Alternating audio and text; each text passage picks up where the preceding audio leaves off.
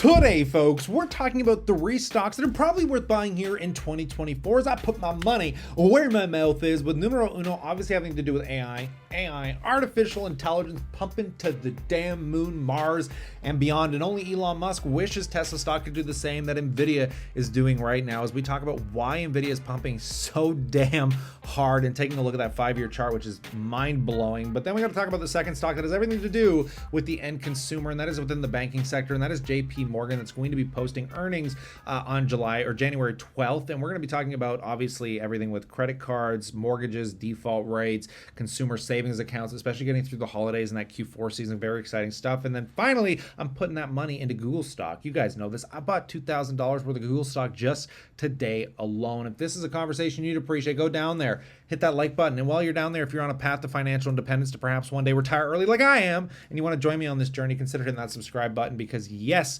I kept buying Google in my corporate account today rather than my tax-free savings account. And that's only because, I get money more often in my corporate account than I do in my regular job. It pays me bi-weekly, but still I am buying aggressively. And I want to explain to you why. Is my average cost, I've got about 49 shares today at $139.27. iCloud is not updated. They only update once every 24 hours. So the prices are a little bit delayed, as we are obviously printing tendies on the endless rally that Google has been offering, because today alone, Google is up about 1.5 points. Year to date, it is one of the few stocks that has actually been rallying nicely, where most tech stocks are selling off. But I truly believe that's because Google is undervalued against the broader tech industry. I mean, Google's still down 5 percentage points from an all-time high. Hell, even JPMorgan is basically sitting at an all-time high, and not even Google can keep up with that for some reason, yet it trades at the lowest price to earnings multiple of all the S&P top 10 tech companies. But the trend will remain, my friend, and I am buying Google on the assumption Q4 earnings that come out at the beginning of February are going to be much more fabulous than people probably anticipate, as the stock has been recovering nicely in revenue growth,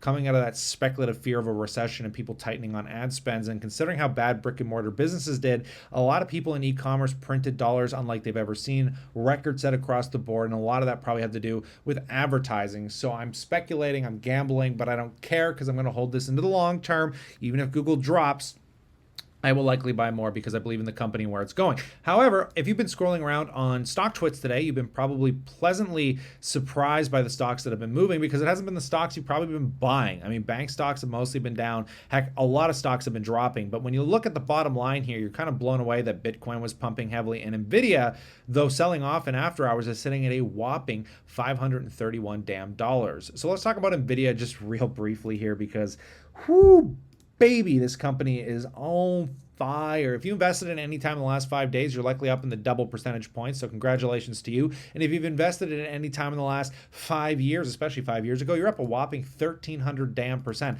You know what's crazy about that? Not even Tesla is up 1,300% in the last 5 years. It really goes to show you maybe what was likely the better investment. Though all of these have done very well in the last 5 years, I'm just shocked at how much Nvidia's pumped. And it has nothing other to do than with the AI pump, baby. Everyone is buying AI. You know what's crazy about Nvidia stock? It's like nobody even cared about AI until ChatGPT came along right around the end of 2023, when Microsoft purchased it and all this shit started going on. Everybody and their grandmother, cloud computing service, Facebook, Meta, Apple, they need AI. They have to have it. So they're pumping money into Nvidia like it's going out of style, man. Is this a pump?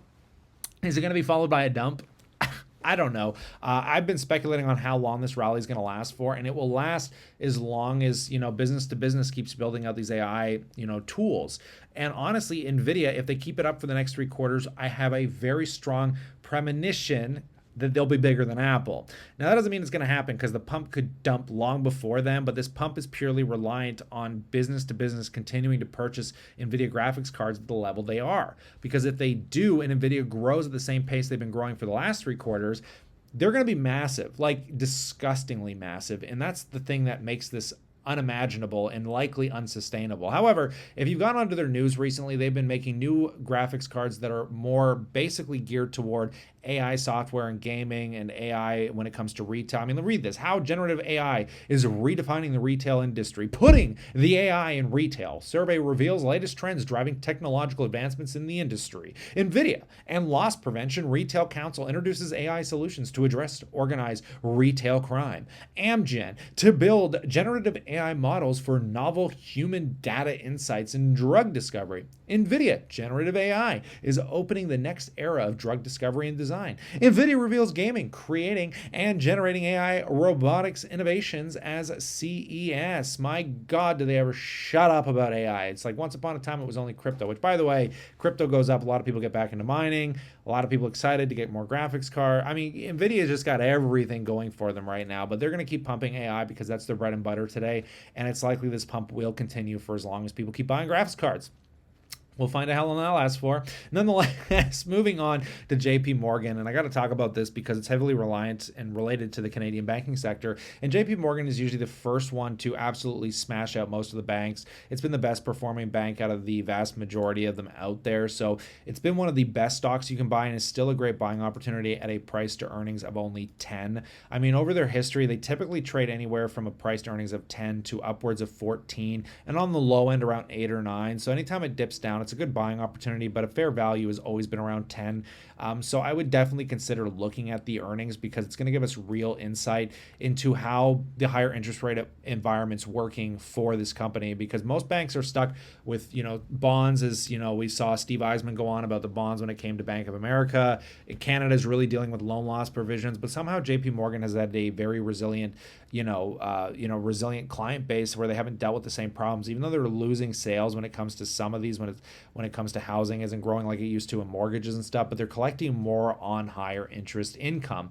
They stated that $17 billion in revenue, up 19% year over year just from high interest income. So I'm very much expecting that, considering JP Morgan has beaten out all the last 4 quarters, that this one's not going to be an exception, and it'll be fun to watch. I think honestly the bank earnings are the most intriguing for how consumers are doing against this backdrop of this very odd soft landing / geopolitical weirdness we're dealing with.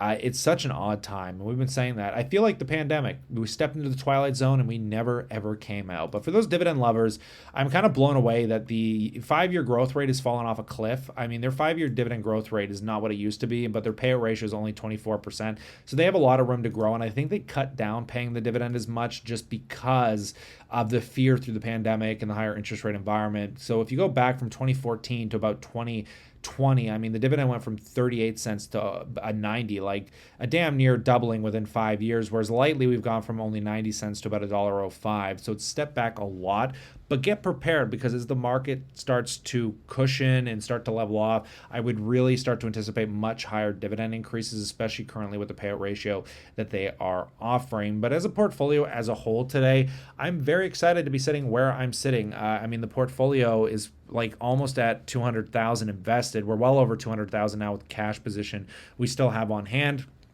And I mean, we're all pretty much celebrating here, even though it's better to buy stocks when they're down, but it's counterintuitive and psychologically demanding for people to buy stocks, heaven forbid, when they drop. But hey, cost averaging has really paid off for this portfolio, considering we just purchased that piece of real estate last year and have gone through all these pivotal events as you have when it comes to interest rates and geopolitical wars and all this other stuff. So 2024 should be no exception. It'll be another fascinating year, and I'm curious to what tech trend is going to take over. And I think it's still going to be AI as the conversation of choice, and it's going to be weirder and odder than probably we've ever seen it when it comes to how that bleeds into entertainment and how we live our daily lives. But I'd love to know what you think about that in the comments section below.